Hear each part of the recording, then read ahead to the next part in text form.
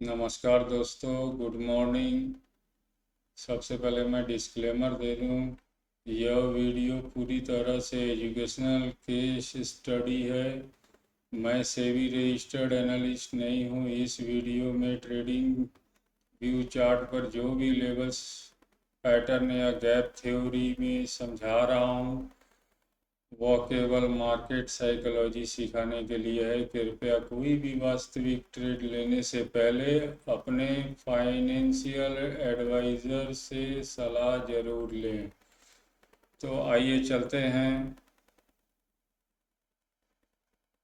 क्या मजबूत लेवल्स रह सकते हैं, उसके बाद मैं स्ट्रेटेजी पे भी बात करूंगा और बीच बीच में लेवल्स देते वक्त कुछ ज़रूरी बात भी बोलूँगा जिस पर ध्यान रखना बहुत ज़रूरी है ड्यूरिंग द ट्रेडिंग सेशन।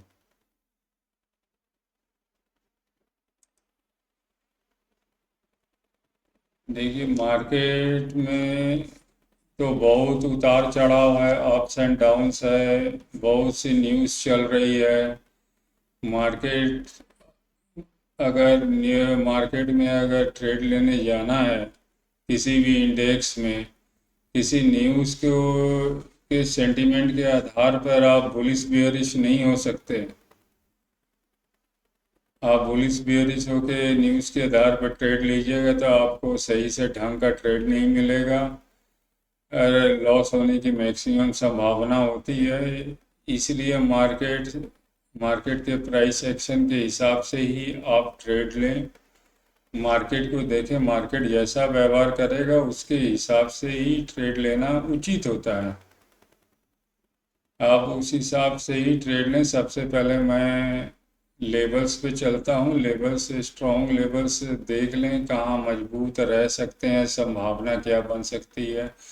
तो सबसे पहले निफ्टी पे चलता हूँ। निफ्टी का ये चार्ट, जब तक निफ्टी 24,279 को नहीं अपसाइड को तोड़ के ब्रेक करे तब तक बुलिश मार्केट नहीं हो सकता।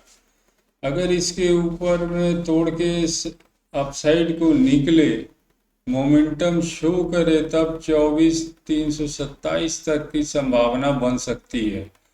अगर उसके ऊपर सस्टेन होके निकले तो 24,370 तक के संभावना बन सकती है। अगर फर्दर उसके ऊपर सस्टेन होके निकले, अपसाइड को मोमेंटम दिखाए, तो 24,427 के लेवल आ सकते हैं। अगर फर्दर उसके ऊपर सस्टेन करे तो 24,457 के लेवल आ सकते हैं और उसके ऊपर संभावना 24,498 तक की बन सकती है।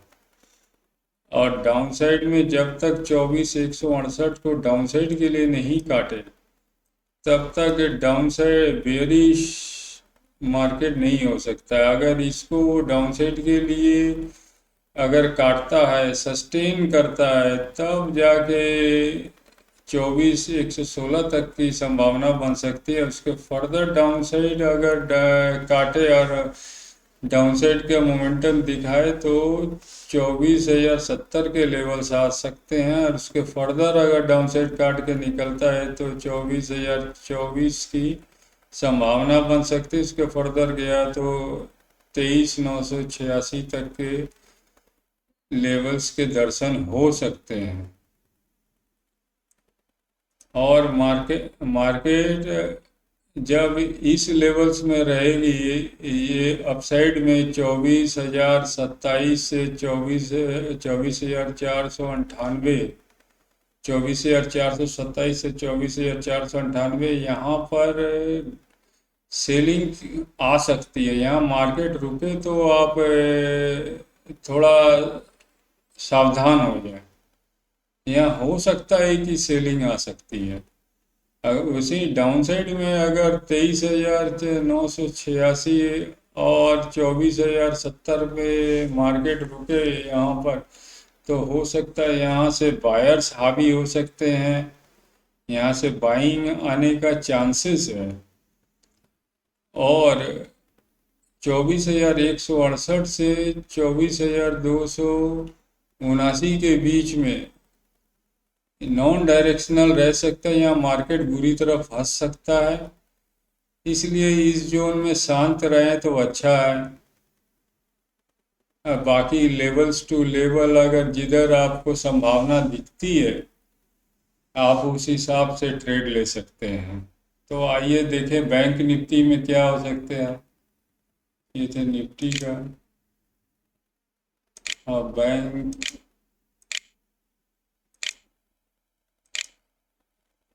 ये है बैंक निफ्टी का इंडेक्स।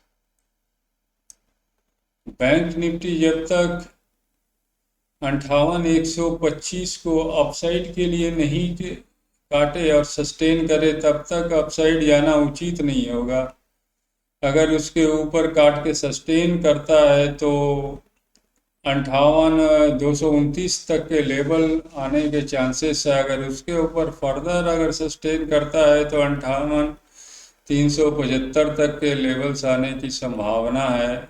और उसके ऊपर अगर फर्दर सस्टेन करता है तो 58,504 के लेवल्स आने की संभावना हो सकती है। अगर उसका फर्दर अपसाइड गया तो 58,583 तक के लेवल आ सकते हैं। और डाउन साइड में 57,796 को जब तक डाउन साइड के लिए नहीं काटे तब तक डाउन साइड का ट्रेड लेना उचित नहीं होगा। अगर डाउन साइड काट के अगर डाउन साइड को सस्टेन करता है तब 57,686 तक के लेवल आ सकते हैं। उसके फर्दर डाउन साइड गया तो अगर सस्टेन किया तो 57,585 तक के लेवल आ सकते हैं। उसके फर्दर डाउन साइड गया तो 57,493 तक के लेवल आ सकते हैं। उसके फर्दर डाउन साइड गया तो 57,415 तक की संभावना बन सकती है। और मार्केट जब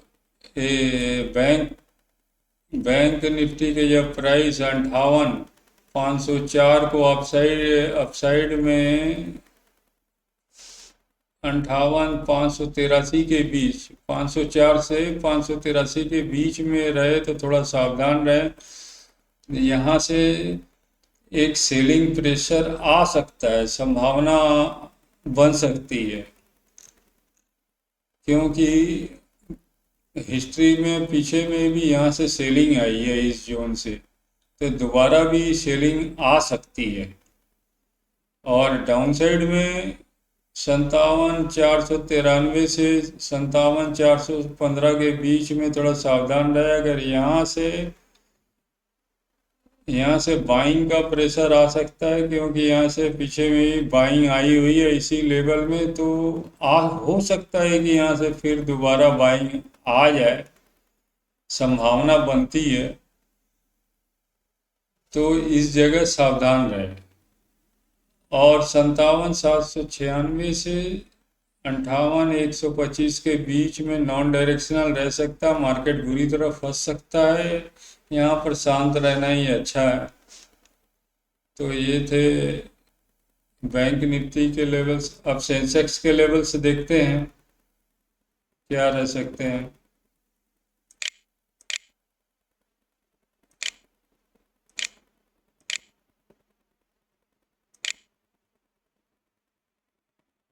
ये बीएससी सेंसेक्स के लेवल्स। बीएससी सेंसेक्स के लेवल जब तक 78,083 को अपसाइड के लिए नहीं काटे तब तक अपसाइड का ट्रेड नहीं बनता है। अगर इसको अपसाइड को काटे और सस्टेन करे तभी 78,228 तक के लेवल आ सकते हैं। अगर उसके ऊपर सस्टेन करता है और फर्दर मोमेंटम बनाए रखता है तो 78,383 तक की संभावना बनती है। और उसके फर्दर अपसाइड गया तो 78,519 की संभावना बनती है। और डाउन साइड में 77,444 को जब तक डाउन साइड के लिए काट के सस्टेन ना करे तब तक डाउन साइड के लेवल्स की संभावना नहीं बनती। अगर सस्टेन करता है तभी 77,282 के लेवल्स आ सकते हैं। उसके फर्दर नीचे गया तो 77,098 के लेवल आ सकते हैं। उसके फर्दर नीचे गया तो 76,960 तक के लेवल आने की संभावना है।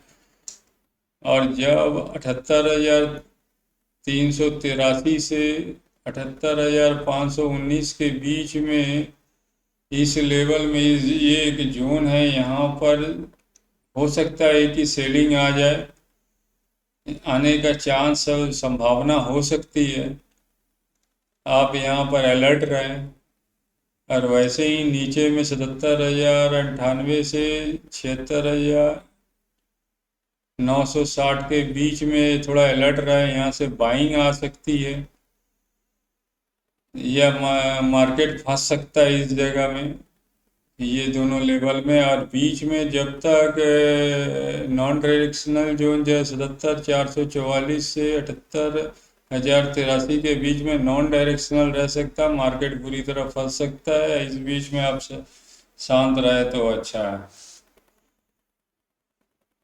तो ये थे निफ्टी बैंक और सेंसेक्स के लेवल्स। अब मैं थोड़ा सा इस कुछ संभावनाओं के बारे में वो बात करता हूँ। मार्केट या तो ऊपर में जाके कहीं फंस सकती है, डाउनसाइड में भी जाके फंस सकती है। आप जहाँ भी फंसे वहाँ पर आप वहाँ पैटर्न की तलाश करें। अगर आपको कोई पैटर्न दिखता है,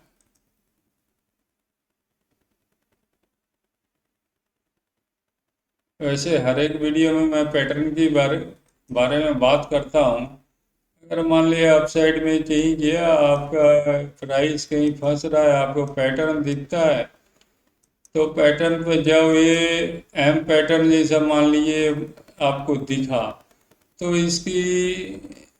इसका जो नेक लाइन है, ये टूटने पर ही आप ये टूटने पर ही संभावना तलाशी जा सकती है। अगर अगर नीचे की संभावना बनती है, मेरे कहने का मतलब है, तो आप डाउनसाइड का एक ट्रेड आपको अगर दिखे तो कंफर्मेशन कैंडल पे ट्रेड ले सकते हैं। और जहाँ मार्केट फंसती है वहाँ से आपको एग्जिट करना उचित होता है, क्योंकि तुरंत प्रीमियम डीके होने लगता है अपोजिट ट्रेड जाने से। वैसे ही हेड एंड शोल्डर है, हेड एंड शोल्डर पैटर्न भी बन सकता है। ये हेड हो गया, ये शोल्डर हो गया, ये एक शोल्डर, ये एक शोल्डर, ये एक हेड हो गया, ये नेक लाइन हो गई। इसके नीचे जाने पे कंफर्मेशन कैंडल पे संभावना बनती है, आप देख सकते हैं। और जहाँ मार्केट फंसेगा डाउन साइड में, वहाँ से आपको इमीडिएट एग्जिट करना है। और वैसे ही डाउन साइड में अगर किसी जगह मार्केट फंसती है,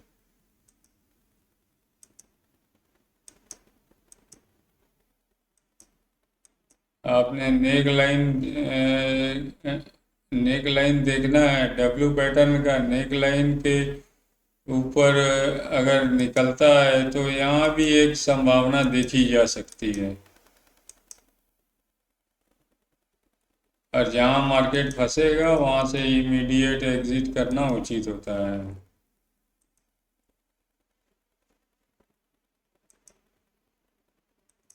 और वैसे ही ये एक पैटर्न है head and shoulder down side में, ये भी है।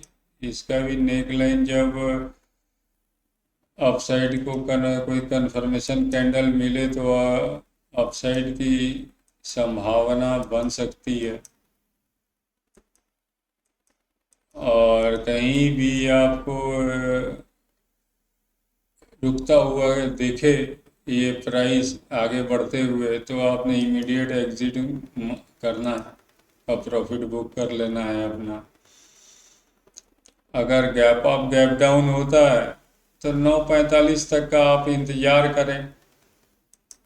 9:45 तक का इंतज़ार करें। जिधर रेंज ब्रेक करेगी अप साइड डाउन साइड, आपने उधर की ही संभावना देखनी है कंफर्मेशन कैंडल पे। मान लिया ये रेंज ये मैंने एक रेंज बनाई है ऐसे ही दिखाने के लिए, एजुकेशनल पर्पस के हिसाब से आपको समझ में आ जाए।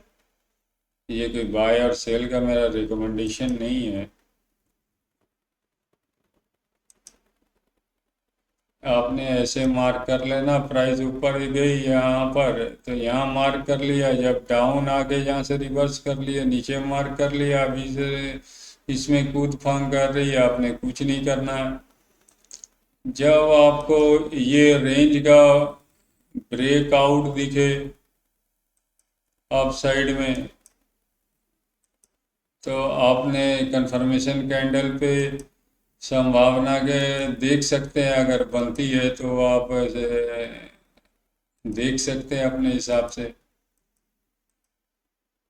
और जहाँ प्राइस पास है इमीडिएट एग्जिट मारना है। और वैसे ही ये अपसाइड है तो आप डाउन साइड भी निकल सकती है, कोई जरूरी नहीं है अपसाइड निकले। ये मान ले नीचे को निकलती है, रेंज ब्रेकआउट होता है नीचे का, तो डाउन साइड की संभावना पर आप देख सकते हैं। जहाँ मार्केट फंसे, प्राइस फंसे, आपने इमीडिएट एग्जिट कर देना है। ये रेंज कहीं भी बने, आपको बस रेंज को मार्क करके बैठ जाना। और कंफर्मेशन कैंडल का इंतजार करना है, किधर के अप साइड डाउन साइड काट के निकलती है, आपने उधर ही ट्रेड लेना है।